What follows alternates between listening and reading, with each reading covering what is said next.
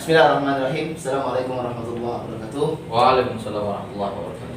Ya, sudah lama ya kita tidak ngobrol-ngobrol sesantai ini ya saya. Iya. Dengan Jadi pandemi ini. ya masa pandemi ya kita istilahnya vakum lah saya. Iya. Jadi alhamdulillah kali ini Allah pertemukan kembali kita untuk bersilaturahim ya bersama, karena ya kondisi waktu, mungkin kesibukan Ustadz yang mungkin kita sudah jarang bertemu ya. Jadi hari ini kita kembali lagi bertemu dengan Ustadz Maulana Kahar ya, insyaallah Ustadz. Jadi gini Ustadz, Ana mengundang Ustadz di sini sedikit membahas keseharian Ustadz, atau mungkin ya ingin mengetahui perjuangan Ustadz ya selama ini ya. Mungkin banyak belajar ilmu agama atau pengalaman yang lain lah yang mungkin bisa Ustadz sharing-sharing ke Ana gitu. Jadi kalau sedikit Anda boleh tahu untuk biografi Ustadz lah sedikit, bisa saya jelaskan lah dulu untuk biografi sedikit. Baik. Terima kasih. Assalamualaikum warahmatullahi wabarakatuh. Waalaikumsalam. Terima kasih ya, Habib. Masya Allah. Ini ya bagi belum tahu nih, beliau nih salah satu zuriyah Rasul ya. Ini Al Habib Said Faisal Al Habsyi. Terima kasih untuk mengundang saya. Begitu banyak hal-hal yang kita ingin ketahui. Sebelumnya kita terpapar COVID ya. Mudah-mudahan pada saat ini kita diberi kesehatan oleh Allah SWT. Baik, terima kasih. Mengenai biografi saya ini orangnya bukan orang berada, ya, masih orang kebanyakan gitu. Karena background saya juga background orang-orang wong cilik, ya kan, mulai dari belajar dulu, kemudian terombang-ambing dengan dalam pendirian saya. Mulai dari saya sekolah, begitu tamat SMA saya diantar oleh kakak saya ya, dengan atas izin Allah Subhanahu wa taala, yaitu di Jakarta, itu Ma'had Ali An-Nu'aimi. Kemudian di situ saya menuntut ilmu. Mungkin itulah perjalanan yang Allah antarkan, banyak lika-likunya. Saya dari Ma'had Ali An-Nu'aimi, kemudian saya belajar lagi di Jawa, yaitu di Kediri, ya, belajar ilmu agama. Kemudian saya balik lagi ke Pasuruan, kemudian saya ke Temboro, itu dengan sendiri. Jadi di situ saya hal-hal yang saya ingin dapatkan, pengalaman begitu banyak ya. Dulu saya terkekang di rumah mengenai hal-hal yang tidak saya ketahui, itu bagaimana sih merantau itu. Mungkin dari hal itu yang sudah saya lakukan, oh beginilah merantau gitu kan. Banyak lika-likunya.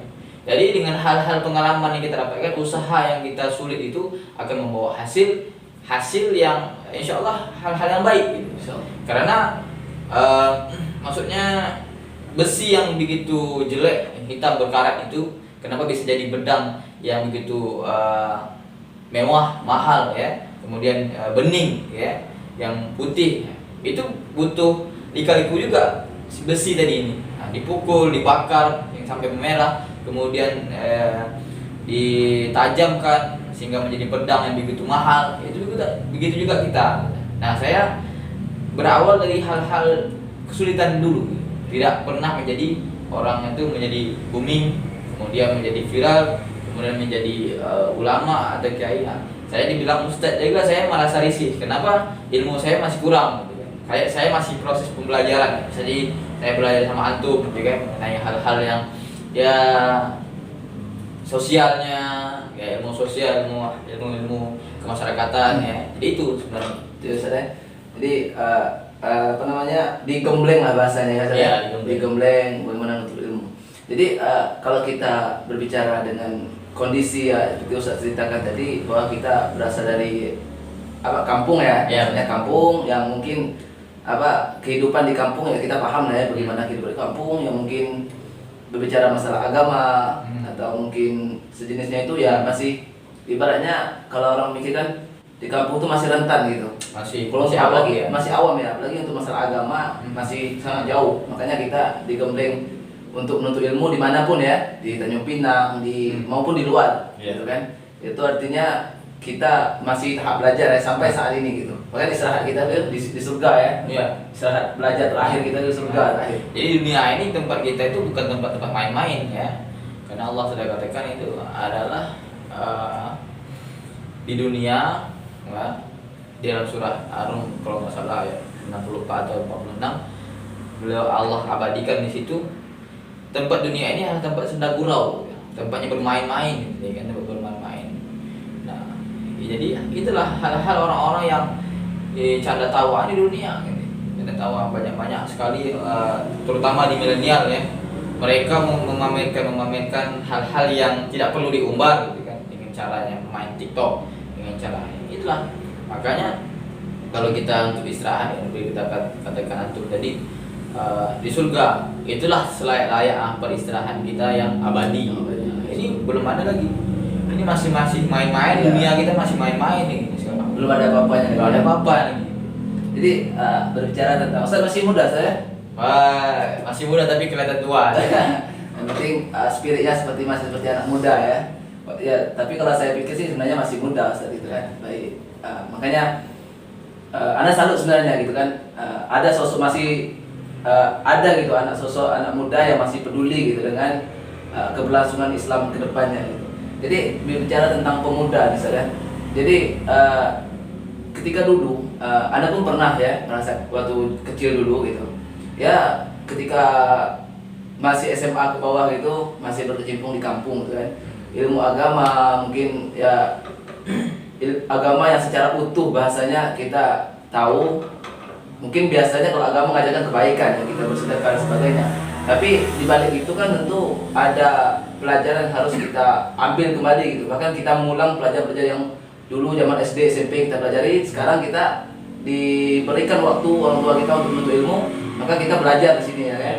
Jadi bagaimana fenomena pemuda hari ini Ustaz? Kalau menurut Ustaz khususnya di Kepri, mungkin kalau kita bahas skala besar di Indonesia harusnya gimana Ustaz? Perkembangan baik perkembangan buruk atau perkembangan yang baik kan gitu. Baik, ya saya selaku remaja, saya selaku pemuda juga ya, belum dikatakan anak-anak juga dikatakan dewasa belum, orang tua apalagi masih remaja ya, masih terombang-ambing ya. Sama juga kalau kita ikut hawa nafsu kita ini, kita seperti buih di lautan ya, terombang-ambing kemana nih bawaan, seperti itu. Dari remaja bangsa ini andaikan dia dikatakan melakukan hal keburukan, ya dia masih kenakalan remaja, ya kan? Melakukan kebaikan, ya alhamdulillah. Karena kata Allah dalam kitab Riyadhus Shalihin itu mengatakan ada 7 bagi orang yang dapat naungan Allah ya, dan tidak ada yang begitu luar biasa melainkan naungan pada saat itu. Yang pertama adalah pemuda yang dekat dengan Allah, pemuda yang dekat dengan masjid, ya, pemuda dengan dekat dengan hal-hal yang kebaikan, itu mendapat naungan Allah. Jadi susah sekali kalau kita nyari pemuda yang bukan susah, jarang ya. Jarang kita nyari pemuda tuh yang dekat dengan Allah. Mereka tawasul dengan ulama-ulama, dengan para habaib, dengan itu bertawasulnya kepada Allah Subhanahu wa taala. Ya, tapi kalau di kalangan milenial remaja sangat banyak sekali ya, sangat banyak sekali mereka berumbar-umbarkan keburukan ya. Contoh kenakalan remaja, tawuran, narkoba, kemudian narkotika dan sebagainya, gitu kan. Apalagi saat ini nih booming-boomingnya lagi TikTok nih. Ya, TikTok ini kan teman-teman, kalau kita melakukan hal-hal yang kebaikan bisa juga dapat, gitu kan. Contoh kita main TikTok, di situ ada dakwahnya. Pertama ada yang sekarang lagi viral, contoh 5 perkara yang ingin membawa kita menjadi kebaikan, 1, 2, 3 ya, seperti itu kan. Tapi ada juga yang melakukan hal keburukan, contoh bagi mereka yang mengumbarkan aurat ya, contoh di kalangan perempuan ini, wanita sangat banyak sekali. Nah, ini kita harus selaku remaja harus memilah dan memilih, gitu kan. Nah, memilah dan memilih. Memilah itu adalah kita membandingkan di mana baik mana buruk, tapi memilih kita harus menetapkan, memilih. Nah, baik maka kita pilih yang baik. Nah, kalau memilah kan kita masih bisa ini baik ini buruk. Kalau kita pilih yang buruk ya resikonya berat, gitu kan. Nah, seperti itu. Jadi kita merasa remaja, jadi wajar kalau dikatakan kita ini buruk, wajar juga dikatakan kita ini belum bisa melakukan hal-hal yang kebaikan. Saya juga contohnya, saya diumbar itu zaman-zaman pertama kali ya keluar dari pondok ya, keluar dari kuliah, gitu kan, balik kampung, sudah dakwah. Sudah dakwah. Ketika saya berdakwah di masjid itu, di masjid, di masjid. Saya pakai mikrofon nih. Iya. Saya pakai mikrofon dakwah. Mungkin ada salah, silakan saya salah ketika penyebutan, ya penyebutan berdakwah itu di kalangan. Ya itu anak remaja, bukan orang tua yang saya kajian kan, bukan anak remaja, tapi anak-anak yang kelas 6, kelas 2 SMP dan sebagainya. Mungkin kedengaran di luar. Yang di luar itu kedengaran mereka merasa tersindir dengan kata-kata saya. Iya. Ya, kalau nggak salah kata-kata saya itu ya pokoknya hal-hal yang menyinggung ke mereka. Ketika itu besok siang atau besok harinya saya dihadang sama mereka. Loh, bilangnya kalau ceramah nggak usah pakai mic lagi. Saya mikir ini zaman kurban, gitu kan? Nggak ada mikrofon, Iya. zaman Rasulullah gitu kan? Zaman Rasulullah, ya mungkin bisa kita katakan belum ada mikrofon, mereka tersembunyi ya, sembunyi-sembunyi. Jadi kalau sekarang saat ini sampai kapan? Mungkin pertama kali saya berbuat kebaikan, sebelumnya saya belum pernah didapat omong-omongan yang pedas gitu kan. Ketika dapat omong pedas saya trauma. Pengen saya balik lagi, aduh jangan saya di kampung lagi nih, udah kayak gini dakwahnya. Andai kan saya tahu pada saat itu inilah dakwah, mungkin saya tak akan berhenti gitu kan. Saya trauma, saya pulang ke rumah ngomong sama Umi Abi kan, masih orang tua saya. Kenapa? Ini begini saya bilang. Jadi mau balik lah, mau pengen di kampung lagi.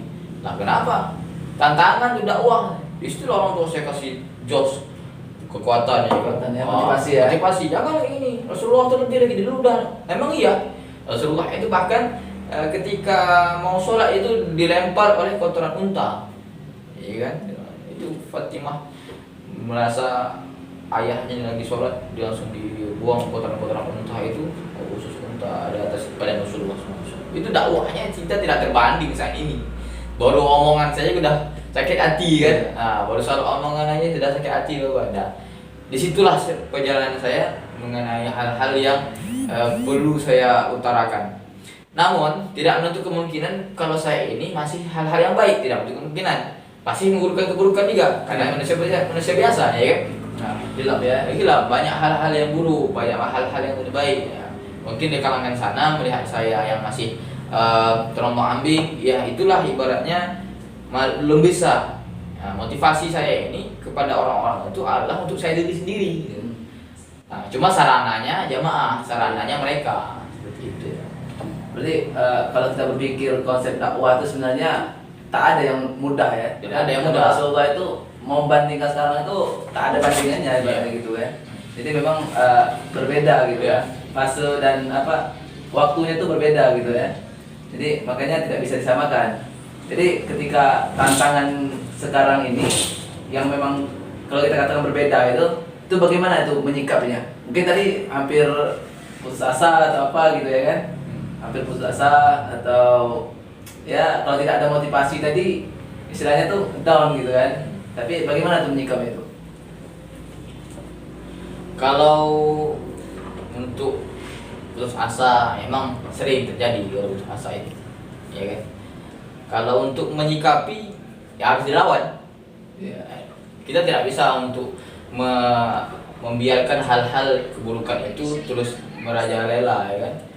Sampai kapan? Kalau sudah orang baik diam, ya kan? Otomatis orang jahat berkata, oh begini. Tapi kalau sudah orang baik mengatakan ini, insya Allah kezaliman itu akan terlewatkan, akan teratasi seperti itu. Contoh aja sekarang ini lagi viral Habib Rizik bin Hussein bin Syihab, kan? Itu perjuangan beliau kita tidak bisa melewati. Bahkan ulama pun mengatakan orang seperti itu butuh waktu 1 abad sekali yang lahir orang seperti itu. Itu sangat susah maksudnya. Bukan sulah ya. Susah ya. Sangat susah sekali. Jadi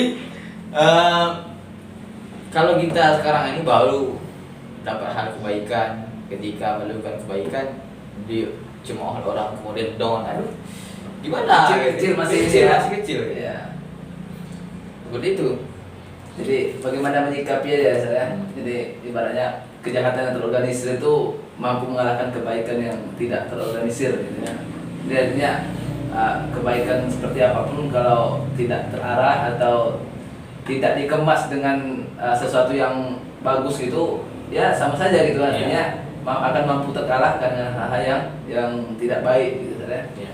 Jadi terkait fenomena tadi lah yang kita bahas mengenai pemuda. Mungkin ada apa masukan atau sekaligus mungkin hal-hal yang bisa kita ambil itibarnya ya, dan bisa kita ambil hal-hal sesuatu yang kebaikan gitu untuk bisa kita ini di sekarang ya. Baik.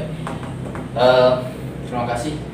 Kalau ikut-ikut kita kondisi pada masa ini, karena kita dilahirkan pada zaman ini, andai kan kita dilahirkan pada zaman Rasulullah, mungkin perjuangannya sangat susah sekali. Banyak orang-orang yang tidak mau mengikuti Rasulullah, ya. Banyak orang-orang yang mengikuti Rasulullah. Kita lahir pada saat zaman Rasulullah itu, apakah kita ikut Rasulullah? Tidak. Takutnya, ya kan?